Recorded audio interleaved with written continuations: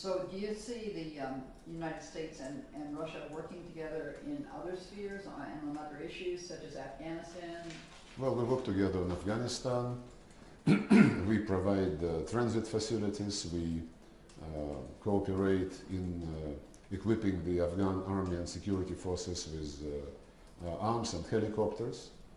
We cooperate in training officers for law enforcement agencies of Afghanistan, drug police, regular police, and we also cooperate on some other aspects of the Afghan issue, of the Afghan situation. We would like to do much more to cooperate on fighting the drug threat coming from Afghanistan, the drug production during the presence of International Security Assistance Force increased more than 10 times, and unfortunately our colleagues in NATO are not very eager to cooperate with the Organization of Collective Security Treaty on fighting the drug threat, because it would be very logical for ISAF, based on NATO participation inside Afghanistan, and Collective Security Treaty Organization acting on the outside perimeter of the Afghan borders in Central Asia, to cooperate in real time to intercept drug caravans going from Afghanistan to Central Asia and then to Russia, to Europe, and some of it even reaches the United States. We also cooperate on many other issues. And nuclear energy, for example, we ratified the 123 agreement. It's very useful and interesting for the Russian and American companies, energy companies. We agreed on visa facilitation. Now Americans and Russians, tourists and businessmen can ask for 3-year multiple visas. Wow. And the waiting time should be not more than 14 days. It's an improvement on what we used to have, and President Putin suggested to President Obama when they met some time ago that why don't we think about moving to visa-free regime. We have these discussions with the European Union. We already introduced visa-free arrangements with Israel and with dozens of other countries. So I believe this would be a huge step forward in the interests of our people, civil societies, business, cultural exchanges. So there are many areas where we cooperate with the US, and the meeting of the two presidents, which was scheduled in St. Petersburg before, or rather in Moscow, before St. Petersburg G20 summit, was supposed to endorse several very important documents, including a presidential statement on the strategic prospects of Russian-American relations, a document which I think we all need to have the context of where we are going. There were at least a couple of intergovernmental agreements to be signed. One was regarding scientific cooperation on issues of nuclear security and nuclear safety. Wow. And it wasn't signed in Moscow because the visit was unfortunately postponed, but it was signed a few days ago in Vienna. And another agreement which was ready for signature in Moscow was about continuation of the work of the nuclear threat reduction centers, which we believe we can sign on an opportune occasion soon. But both of these agreements, as well as the strategic statement of the presidents, were ready for signature in Moscow.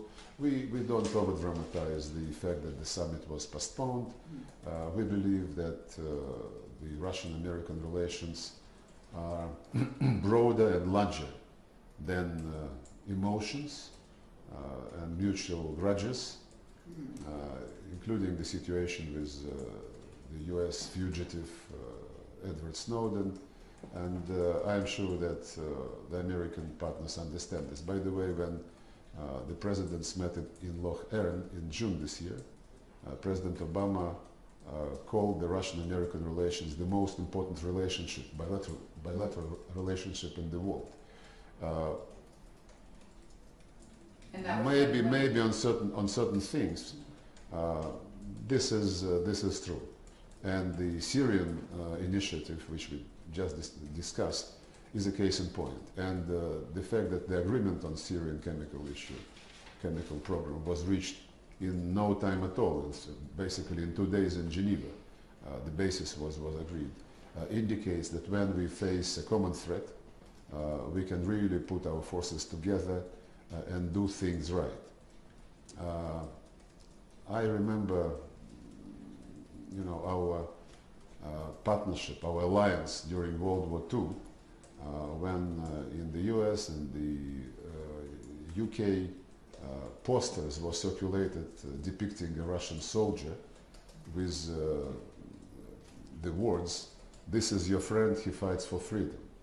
And sometimes when I watch the you know, Cold War spirits revived now and then, I think, do we need another catastrophe like World War II to become allies again?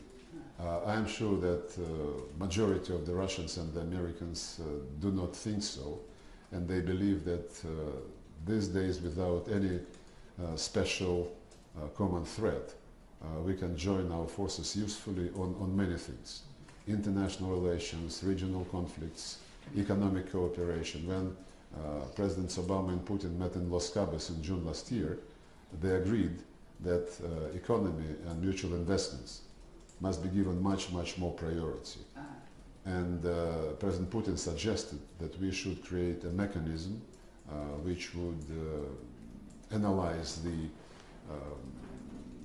investment climate, both in Russia and in the United States, for Russian and American companies respectively, and, you know, to make an early warning if any problem arises. I still hope that this mechanism could be established. Actually, on the occasion of the postponed Moscow summit, Right. there was a business summit planned with leaders of industry and business from the two countries. And I think this is the most important task at the moment. We also cooperate on cybersecurity. The Presidential Commission, which has been quite successfully functioning, has now 21 working groups, including the one on cybersecurity, which was established by the decision of the two presidents in June last year in Lochern. And there is a special mechanism between National Security Advisor staff and the Russian Security Council to communicate in real time on these issues. So there are plenty of things which we can do together. Yes, there are issues on which we disagree and still try to find some common approaches. Missile defense is a case in point. This issue has been broadly discussed. I can only say one thing: if my colleague John Kerry